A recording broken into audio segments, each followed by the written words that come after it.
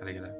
Vandag wil ek graag vir julle 'n deel lees uit Jakobus 4 vanaf vers 13.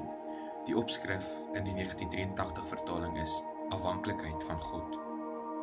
Kom nou julle wat sê, vandag of môre sal ons na die en die stad toe gaan en 'n jaar lank daar bly.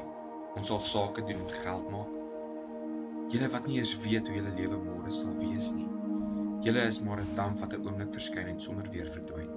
Julle moet eerder sê, as die Here wil, sal ons lewe en sal ons dit of dat doen. Maar nou is julle te seker van julleself en praat julle groot. Al sulke groot pratery is verkeerd. As iemand weet wat die regte ding is om te doen en hy doen dit nie, is dit sonde. Ek dink dis 'n baie duidelike, logiese boodskap. Ons kan nie sê wat gebeur nie, want die Here bepaal op die uit wat gebeur. Ons moet sy wil nastreef. En wat gaan gebeur, is wat die Here beplan, wat die Here wil hê sal gebeur.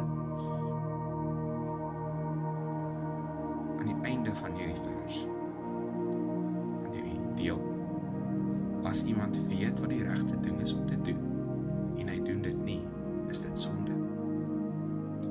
Kom ek sê dit so. As iemand weet wat die regte ding is om te doen, wat die wil van God is, en hy doen dit nie, is dit sonde.